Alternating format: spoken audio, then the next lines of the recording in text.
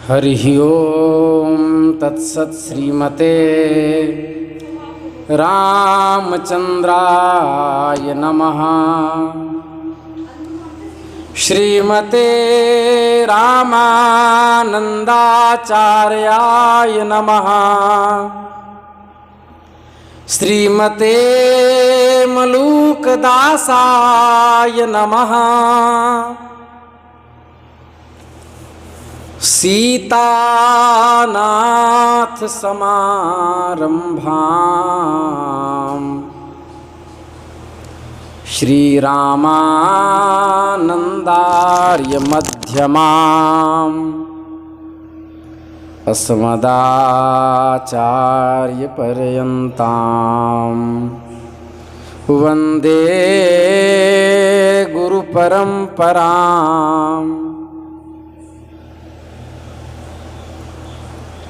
रामाय रामभद्राय रामचंद्राय वेधसे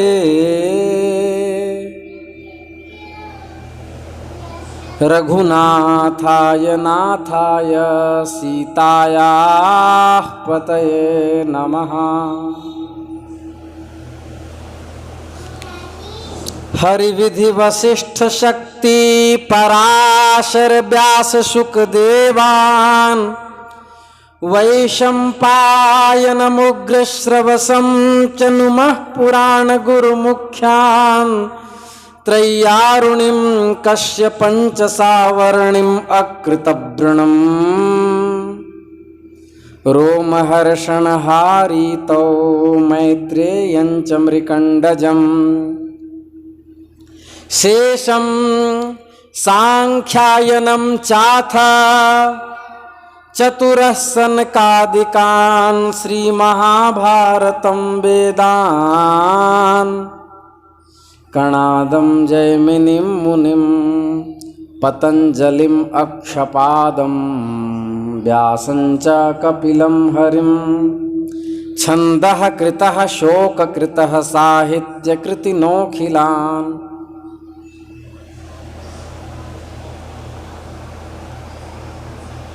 श्रीमन्नारायण श्रीमन्नारायण श्रीमन्नारायण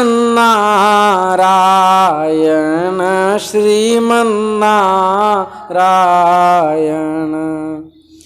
श्रीमन्नारायण श्रीमन्नारायण श्रीमन्नारायण श्रीमन्नारायण। बोलो नारायण बोलो नारायण बोलो नारायण श्रीमन्नारायण श्रीमन्नारायण श्रीमन्नारायण श्रीमन्नारायण श्रीमन्नारायण। श्री वृंदावन बिहारी लाल की जय। नमः पार्वती पतये हर हर महादेव। अनंत कोटि ब्रह्मांड नायक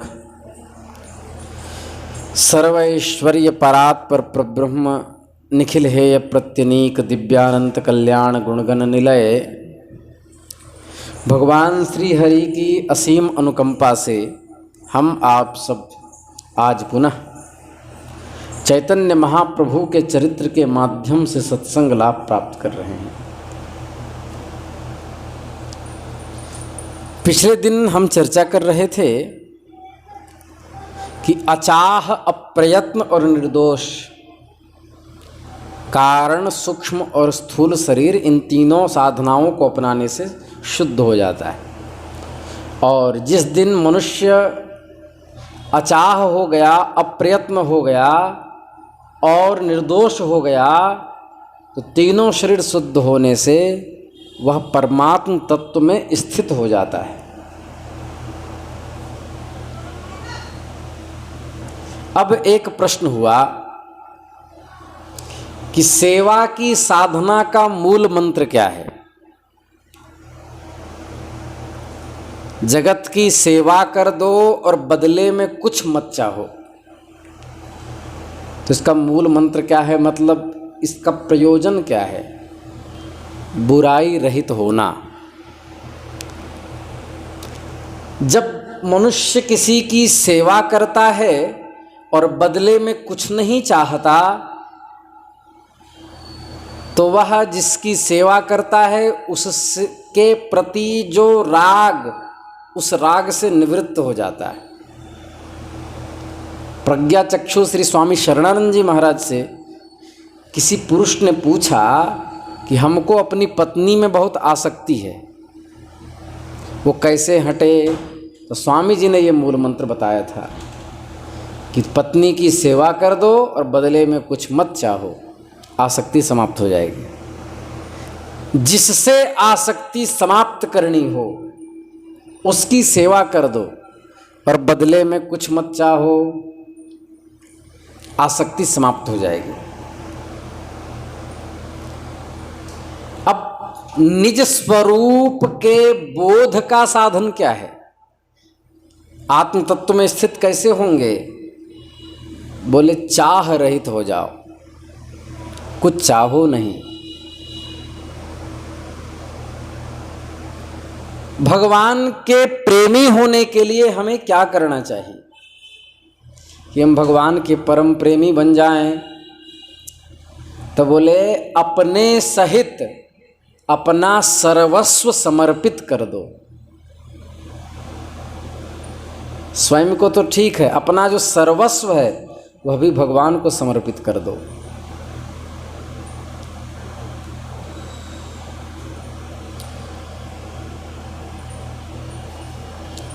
मन तब तक संसार में रहेगा जब तक संसार को पसंद कर रहे हो।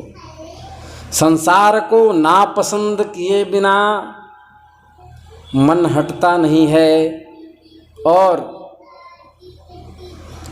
दिव्य चिन्मय स्वरूप जीवन को पसंद किए बिना मन उसमें रमता नहीं है।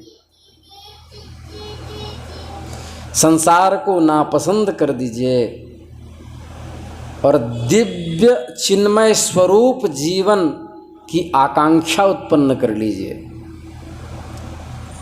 कोई भी मनुष्य मरना नहीं चाहता, इसका मतलब वह अमर तत्व है, क्योंकि इच्छा उसी की होती है जो घटित है। मरना नहीं चाहता क्यों? क्योंकि वह ईश्वर के अंश है, वो जीव, जिसके कारण से उसको लगता है कि मैं ऐसा हूँ कि मैं मर भी नहीं सकता। ये बोध होता रहता है, लेकिन बस भ्रांति ये होती है कि शरीर के मरने को लेकर वो अपने की मृत्यु समझ लेता है, लेकिन वो मरता नहीं। गीता जी में कहा, नैनम छिन्दन्ति शस्त्राणि नैनम दहति पावकः न चैनम क्लेदयन्त्यापो न शोषयति मारुतः। शस्त्र के द्वारा आत्मा को छेदा नहीं जा सकता, अग्नि के द्वारा आत्मा को जलाया नहीं जा सकता, हवा के द्वारा आत्मा को सुखाया नहीं जा सकता। बढ़ा दो, हमको भी लग रहा है, हमें भी लग रहा है। न शोषयति मारुतः।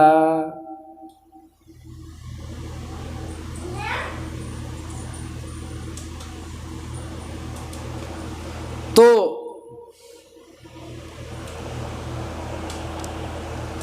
वायु के द्वारा आत्मा को सुखाया भी नहीं जा सकता। मानव जीवन पर विचार करने से ऐसा लगता है कि हमारा संबंध संसार से भी है और परमात्मा से भी है। शरीर की आवश्यकताएं संसार की सहायता से पूरी होती है,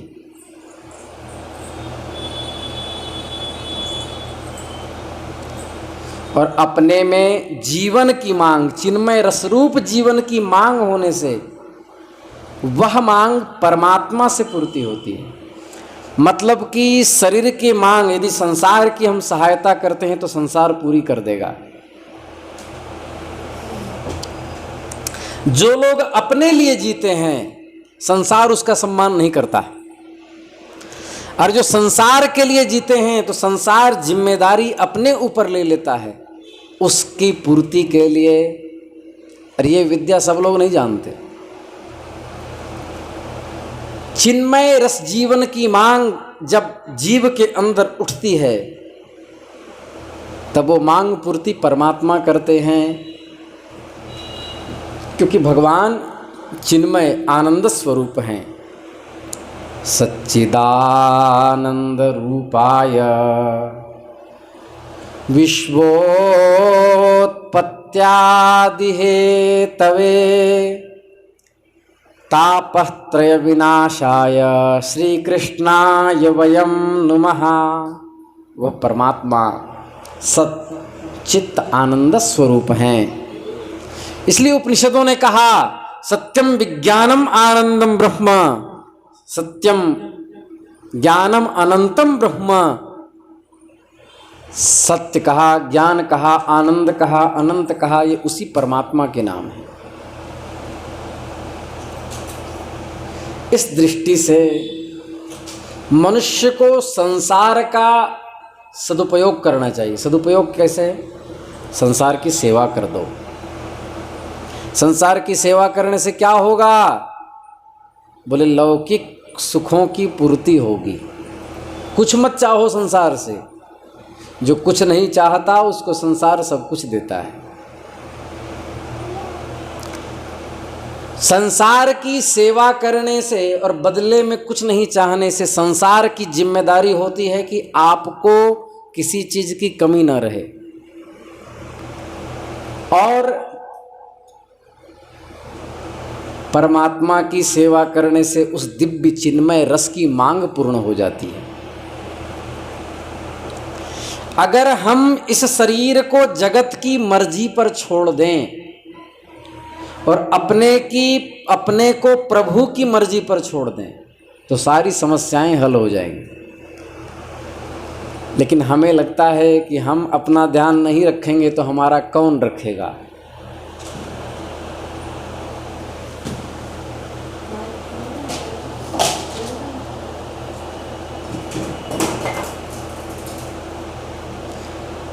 तो हमसे भूल होती है कि हम शरीर को जगत की मर्जी पर नहीं छोड़ते, अपनी मर्जी पर रखते हैं, और अपने को प्रभु की मर्जी पर नहीं छोड़ते, जिसके कारण से हम सदा सर्वदा दुखित होते रहते हैं। अगर हम इस शरीर को संसार की मर्जी पर छोड़ दें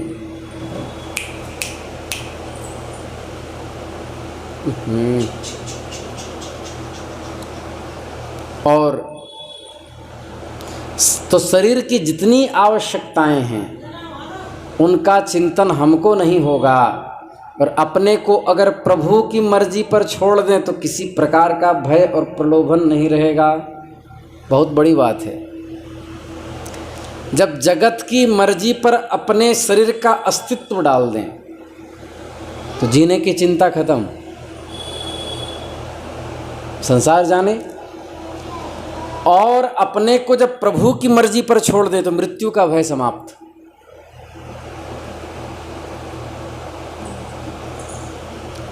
तब फिर वो स्थिति आएगी जो हम प्रायः गाया करते हैं, राम का नाम लेकर जो मर जाएंगे,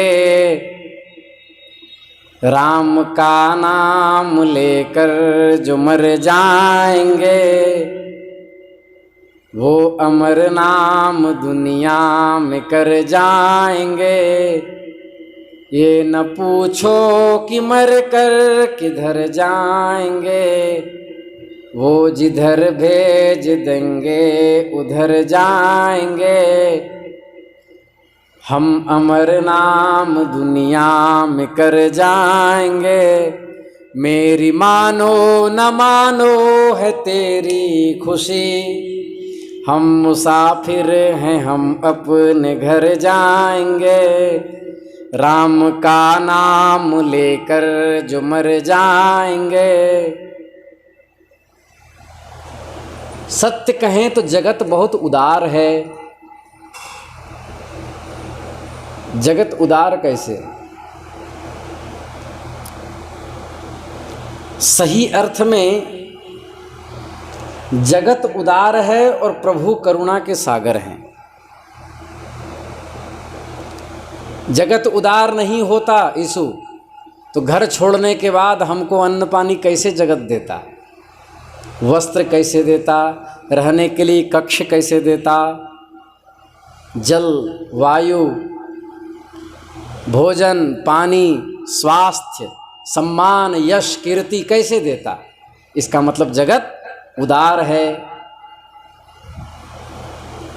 जगत उदार है, इसका प्रमाण मेरा जीवन है।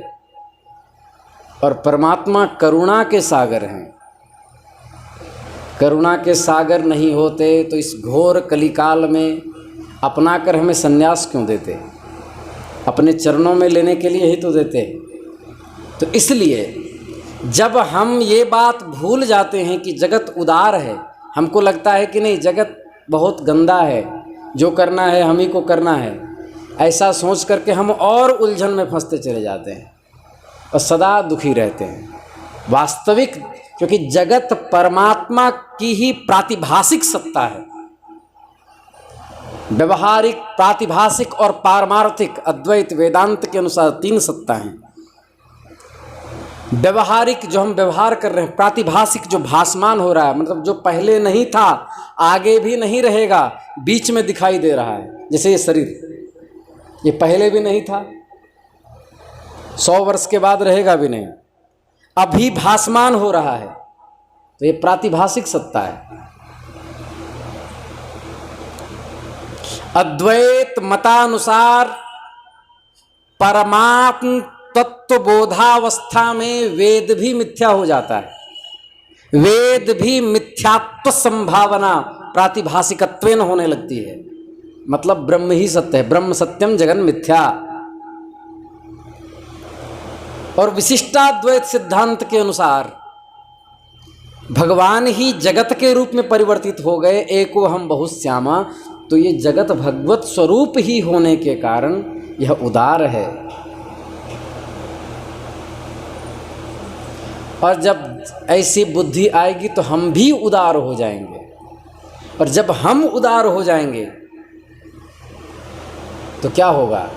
अयम, चाणक्य कह रहे हैं, कौटिल्य अर्थशास्त्र, चाणक्य नीति में भी आई ये श्लोक। अयम निजः, ये मेरा है, परो वेत्ति गणना लघु चेतसाम, अल्प चित्त वाले छोटे मन वाले, ये मेरा है ये पराया है, ऐसा भाव रखते हैं। अयम निजः परो वेत्ति गणना लघु चेतसाम, लेकिन उदार चरितानाम तु वसुधैव कुटुंबकम। जो लघु चित्त वाले हैं, यह मेरा है यह पराया है, ऐसी बुद्धि उनकी रहती है। लेकिन जो उदार चरित्र वाले हैं उनके लिए संपूर्ण वसुधा ही परिवार हो जाता है। तब वो श्री धर्म सम्राट स्वामी श्री कृपात्री जी महाराज की तरह कहता है, विश्व का कल्याण हो, धर्म की जय हो, अधर्म का नाश हो, प्राणियों में सद्भावना हो, विश्व का कल्याण हो। लघु चित्त वाले क्या कहेंगे? पाकिस्तान मुर्दाबाद, हिंदुस्तान जिंदाबाद, वह भेदात्मक दृष्टि में ही रहते हैं। लेकिन जो उदार चरित्र वाले होते हैं वो क्या कहते हैं? विश्व का कल्याण हो, गौ माता की सेवा हो, भारत अखंड हो, ये सिद्धांत तब आ जाता है।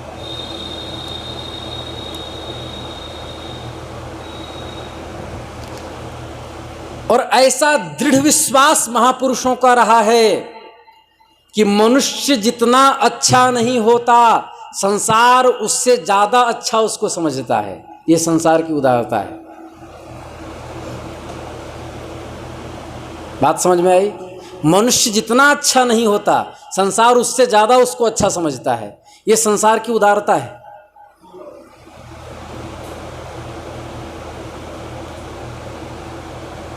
मनुष्य जितना बुरा हो जाता है, संसार उसको उससे कम बुरा समझता है। प्रभु सदैव पतित से पतित को भी अपनाने के लिए लालायित रहते हैं। अगर यह बात लोगों की समझ में आ जाए तो फिर कल्याण में देर है क्या?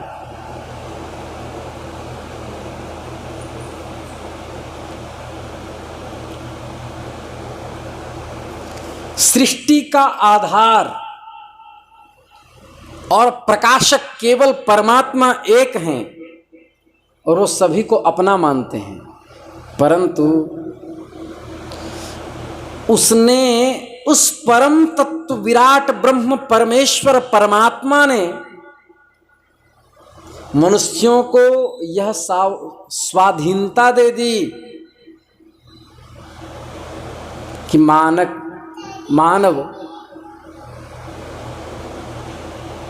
विवेक विरोधी कर्म न करे, विवेक विरोधी संबंध न रखे, विवेक विरोधी विश्वास न रखे।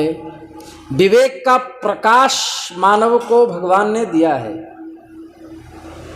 ध्यान से सुने, आप कोई शास्त्र विरुद्ध कर्म करने जाएं तो बुद्धि एक बार आपको सचेत करती है, नहीं यह ठीक नहीं।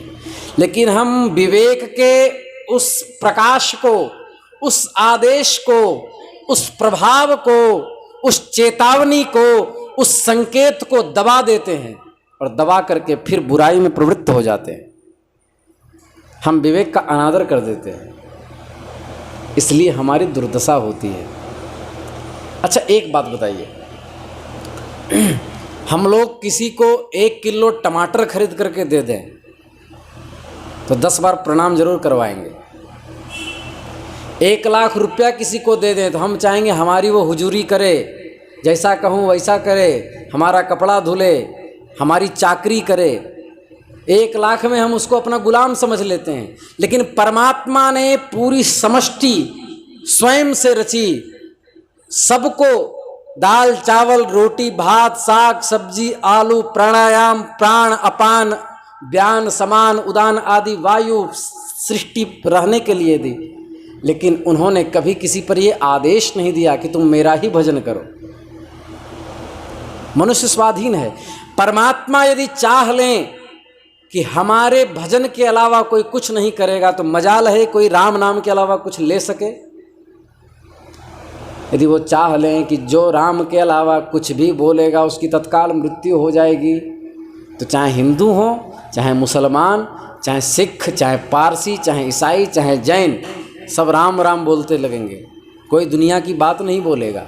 ये परमात्मा चाह ले तो हो जाएगा। लेकिन परमात्मा की उदारता तो देखो, संपूर्ण सामर्थ्य सृष्टि को देने के बाद भी परमात्मा ने स्वाधीन रखा। और हम लोग 1 लाख रुपया किसी को दे दें तो अपना नौकर समझने लगते हैं। बस इसीलिए हमें परम तत्व का बोध नहीं होता। जगत परम उदार है और परमात्मा परम करुणावान है। यही बात महाप्रभु समझा रहे हैं।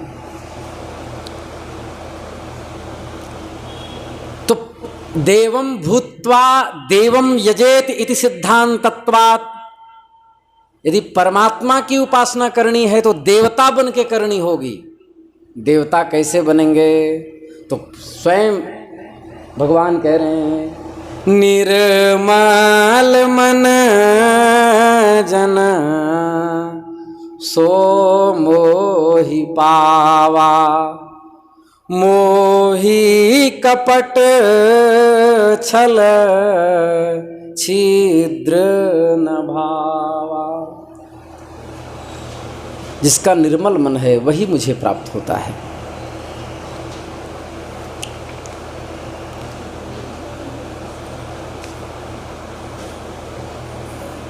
अच्छा, मनुष्य को संपूर्ण सामर्थ्य दी और यहाँ तक ही नहीं, अपने को गुरु रूप में भी प्रकट किया, सद्गुरु बनकर के अवतार भी लिए और शास्त्रों का उपदेश भी किया, कल्याण के मार्ग भी दिखाए, और उसके बाद भी जीव माया बटोरने में लगा है।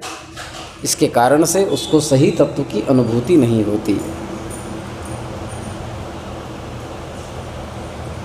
ये बताइए, कोई झूठ बोलना चाहे और प्रकृति उससे बोलने की शक्ति छीन ले तो बोल सकेगा झूठ? नहीं बोल सकता। अगर कोई बुराई करना चाहे और परमात्मा सोच लें कि यह बुराई नहीं करेगा, तो कोई बुराई कर सकता है? नहीं कर सकता। एक बात ध्यान से सुने, कोई झूठ बोलना चाहे लेकिन झूठ सुनना कोई नहीं चाहता। झूठ बोलता है किंतु वह नहीं चाहता कि हमसे कोई झूठ बोले। स्वयं दूसरे से सहयोग चाहता है कि समाज मेरी जरूरत को पूरा करे, भूख लगने से हमें रोटी दे, काम के बदले में दे अथवा मांगने से दे, या तो काम के बदले दे या मांगने से दे, उदार बन के दे या परिश्रम के बदले दे, किंतु जगत हमारी पूर्ति करे। तो जब हम जानते हैं कि हम समाज से शारीरिक आवश्यकता के लिए आशा रखते हैं, तो हमारे हृदय में पर पीड़ा नहीं होनी चाहिए क्या? ध्यान से सुनिए। जब हम चाहते हैं कि समाज मेरी आवश्यकता पूरी करे, समाज हमारा सम्मान करे, समाज हमारी आवश्यकताओं के पीछे पीछे चले, समाज हमारे आगे आगे सब काम करता जाए, तो क्या हमारा इतना धर्म नहीं कि जब समाज पीड़ा में हो तो हम उसकी सहायता करें, उसकी पर पीड़ा में सहभागिता होनी चाहिए।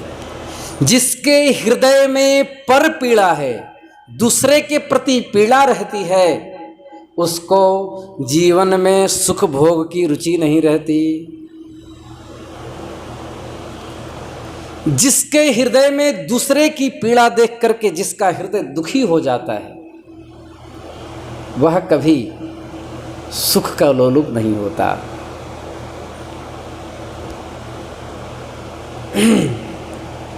परहित सरिस धर्म नहीं भाई, पर पीड़ा सम नहीं अधमाई। यह जीवन का सत्य है। दूसरे को पीड़ा देने के समान कोई अधमता नहीं है। और परहित सरिस धर्म नहीं भाई, दूसरे को हित करने के समान कोई धर्म नहीं है जगत में। यही कारण है कि महाभारत में महर्षि बादरायण भगवान वेदव्यास कह रहे हैं, श्रूयताम धर्म सर्वस्वम श्रुत्वा चैवा वधार्यताम आत्मनः प्रतिकूलानि परेशान न समाचरेत।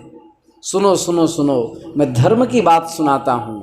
जो बात स्वयं को अच्छी न लगे वो किसी और के प्रति नहीं करनी चाहिए। यही धर्म है।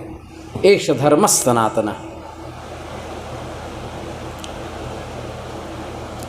भूख लगने पर रोटी मिलनी ही चाहिए, प्यास लगने पर जल मिलना ही चाहिए, शीत लगने पर वस्त्र मिलना ही चाहिए। यानी जो जीवन के जरूरतें हैं उसे पूरा करने के लिए हम लोग लालायित रहते हैं। लेकिन जब समाज हमारी आवश्यकता समझता है तो वहाँ हमको वैराग्य आ जाता है। तो ये तो कपट हुआ। आप यह बताइए कि जब खेत कपास नहीं उत्पन्न करता और किसान कपास नहीं लगाता, बुनकर वस्त्र नहीं बुनते, तो शीत में हम ओढ़ते क्या? गंगा भगीरथ रथ खाचावच्छिन्न जल प्रवाह गंगा यदि निर्मलता से बहती नहीं तो सिंचाई नहीं होती, सिंचाई नहीं होती तो अन्न नहीं होता, और अन्न का उपज यदि किसान नहीं करते तो हम तक अन्न पहुंचता कहाँ से? इसका मतलब संसार से हम सारी आवश्यकताएं पूर्ति कर रहे हैं, किंतु जब संसार की सेवा की भावना आती है तो हमको वैराग्य हो जाता है। तो इस कपट में ईश्वर मिलेंगे कैसे? हमारा दुख नाश कैसे होगा? दुनिया में सबसे बड़ा आदमी कौन? जो दूसरे की जरूरत को अपनी जरूरत मानता है।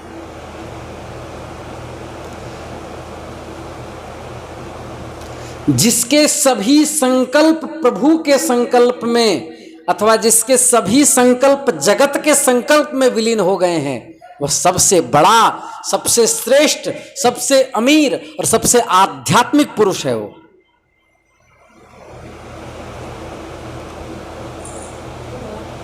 जिसका अपना संकल्प या तो परमात्मा के संकल्प में विलीन हो गया, या वो भक्त हो गया, या वो कर्मयोगी हो गया, जगत के संकल्प में लीन हो गया, वही समाज सेवी है। लेकिन आजकल नेता लोग क्या करते हैं? 15 लाख रुपया आया तो 5 लाख स्वयं रख लिए, 10 में 8 लगा दिए, 2 और इधर उधर बांट दिए, रोड बना दिया 8 लाख में, कमज़ोर रोड बना, गाड़ी आई, रास्ता टूटा, कितने लोग मृत्यु के गाल में चले गए। फिर नेता की भी मृत्यु ऐसे ही होती। तो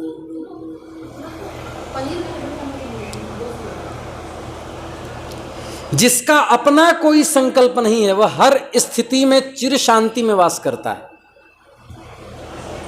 ये बात हमेशा ध्यान रखें।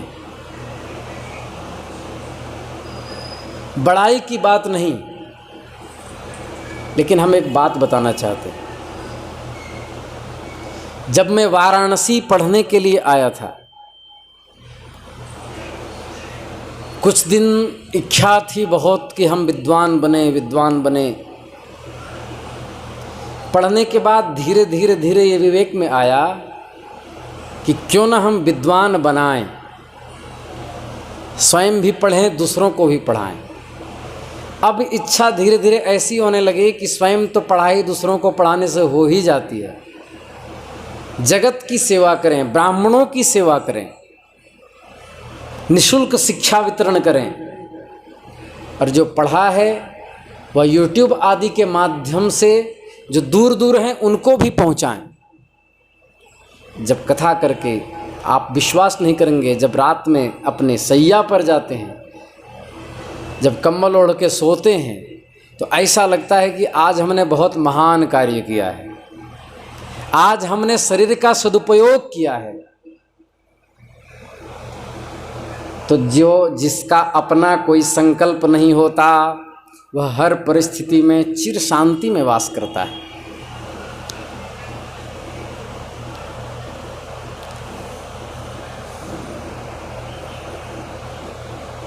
अगर हम अपना कोई संकल्प नहीं रखेंगे, अगर यह सामर्थ्य हम में नहीं है, तो हम कभी भी किसी प्रकार से शांति नहीं पा सकते।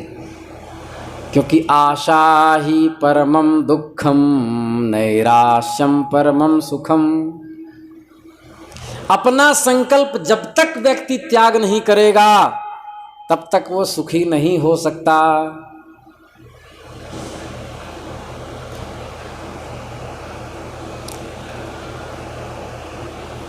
क्यों नहीं शांति पा सकता? क्योंकि अपने संकल्प की पूर्ति के फेर में ही हमने जीवन का अपना इतना बड़ा समय नष्ट कर दिया और न जाने कितने जन्मों में भटक रहे हैं। तो यदि मानव की अपनी संकल्प पूर्ति से तृप्ति होती तो आज तक तृप्ति हो जानी चाहिए थी, किंतु अभी तक संकल्प विकल्प स्थिति बनी है। इसका मतलब सभी इच्छाएं पूर्ण नहीं होती और कुछ इच्छाएं पूर्ण अवश्य होती है।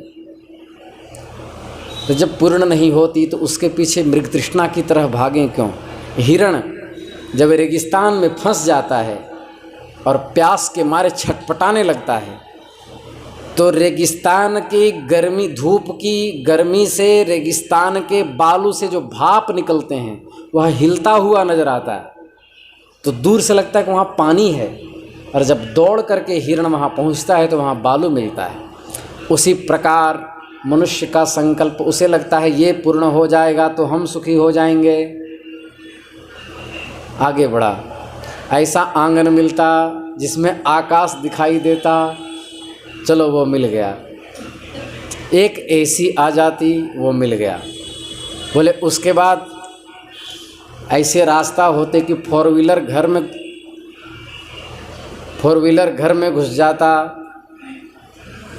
तो ये सब चीज़ें हैं। वर्तमान में यदि इतना कुछ परमात्मा ने दिया तो क्या शांति है? नहीं। अभी भी लग रहा है कि ये हो जाता वो हो जाता। जब तक संकल्प बना हुआ है तब तक अशांति है। संकल्प का त्याग किया व्यक्ति मस्त हो जाएगा। आगे की कथा और सुनिए। संकल्प होता है वही जो वस्तु से संबंध जोड़ दे। संकल्प परमात्मा के अतिरिक्त जब भी संकल्प होगा तो जगत का होगा, क्योंकि उनके अलावा एक जगत ही ऑप्शन है। और जगत का संकल्प जैसे होगा तो जिस पदार्थ का संकल्प होगा उससे तादात्म्य हो जाएगा, और तादात्म्य हुआ तो नाशवान संसार से संबंध जुड़ने के कारण फिर से 84 लाख योनियों में भटकना पड़ेगा। इसलिए कई संतों से हमने सुना कि एक रसगुल्ले में भी यदि अटैचमेंट रह गया तो फिर आना पड़ेगा, क्योंकि आप संसार को अभी भोग कर तृप्त नहीं हुए, और इसको भोग कर कभी तृप्त हुआ भी नहीं जा सकता। क्योंकि जिस तरह अग्नि में घी डालने से अग्नि प्रज्वलित रहती है, उसी प्रकार एक संकल्प पूर्ण होने के बाद दूसरा संकल्प मुंह उठाए खड़ा रहता है।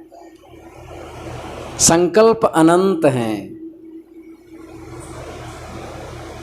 इसलिए भगवान शिव कहते हैं काम संकल्प वर्जनात्।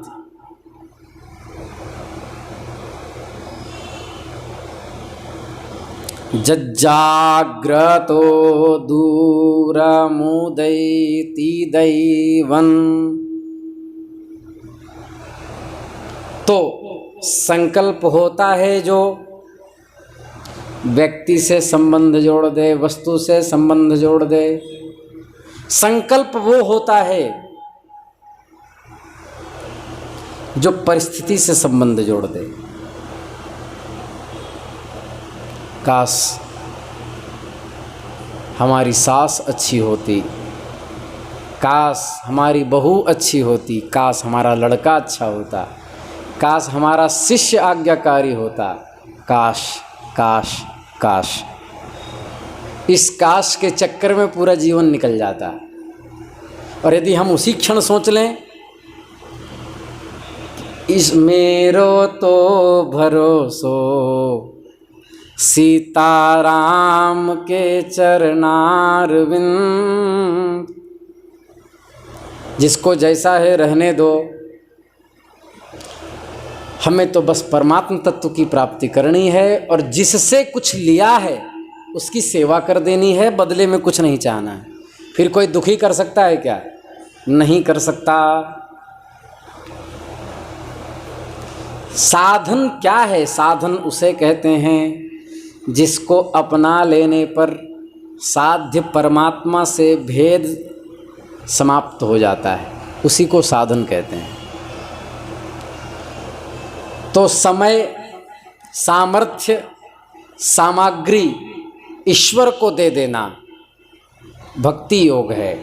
समय, सामर्थ्य और सामग्री जगत को दे देना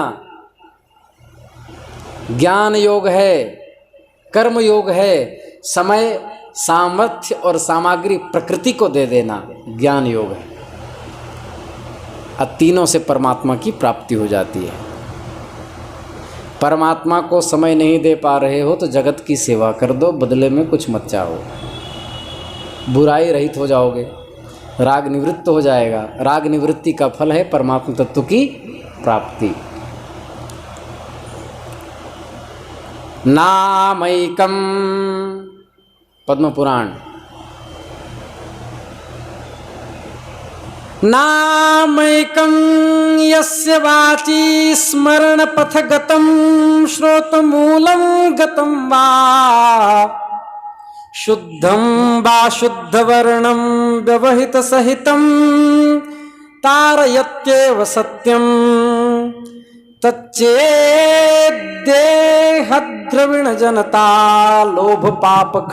लोभपाखंड मध्ये निक्षिप्तं स्यान्न फलजनकं शीघ्रमेवात्र विप्र।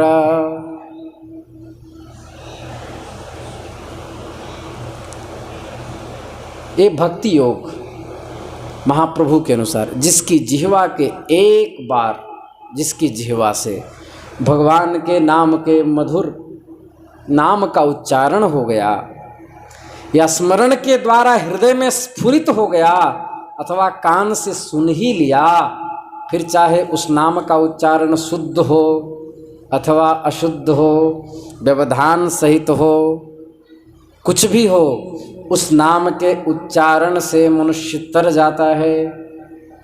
मतलब अब परमात्मा को प्राप्त करने के लिए कमर उसने कस ली है। किंतु नाम भले अशुद्ध निकले, अशुद्ध जगह पर बैठ करके बोलता हो, किंतु भावना शुद्ध होनी चाहिए। गोस्वामी जी ने तो अति कर दी। अति मतलब उन्होंने तो सब नियम ही हटा दिए। बहुत अच्छा किया साधकों के लिए। क्या?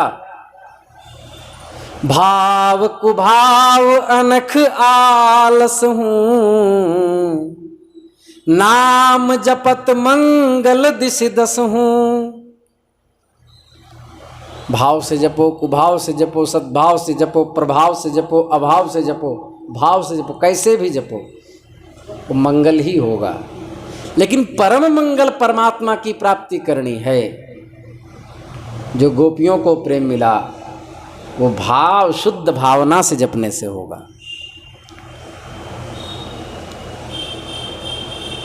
तव कथामृतम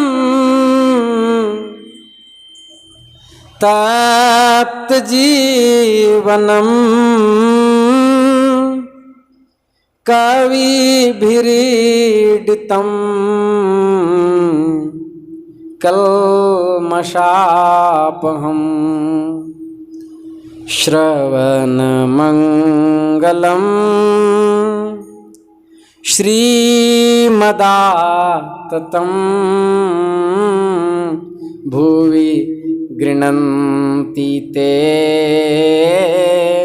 भूरिदा जनाः। श्री वृंदावन बिहारी लाल की जय। नमः पार्वती पतये, हर हर महादेव। हरे रामा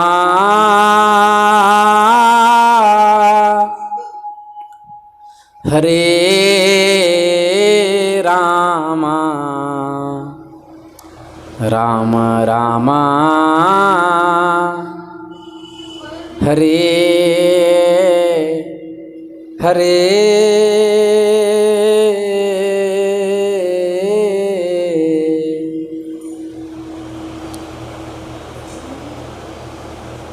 आली माने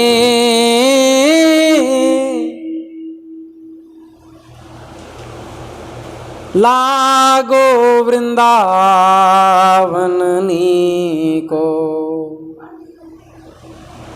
घर घर तुलसी साधु सेवा। घर घर तुलसी साधु सेवा। दर्शन गोविंद जी को आली माने। लागे वृंदावन नीको। निर्मल नीर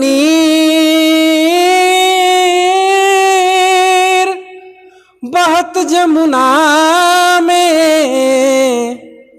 भोजन दूध दही को। रत्न सिंहासन आप विराजे। मुकुट धरे तुलसी को आली माने। आली माने माने आली माने।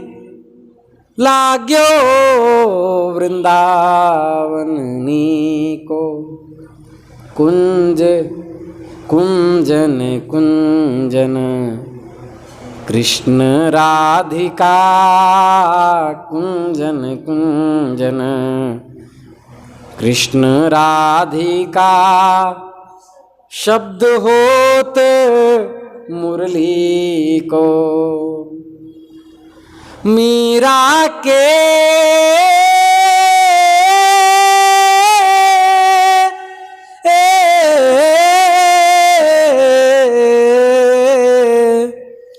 मीरा के प्रभु गिरधर नागर। भजन बिना नर फीको आली माने। लागे वृंदावन नीको। घर घर तुलसी ठाकुर सेवा। दर्शन गोविंद जी को आली माने। लागे वृंदावन नीको आली माने। लागे वृंदावन नीको। रत्न सिंहासन आप विराजे। मुकुट धरे तुलसी को। मीरा के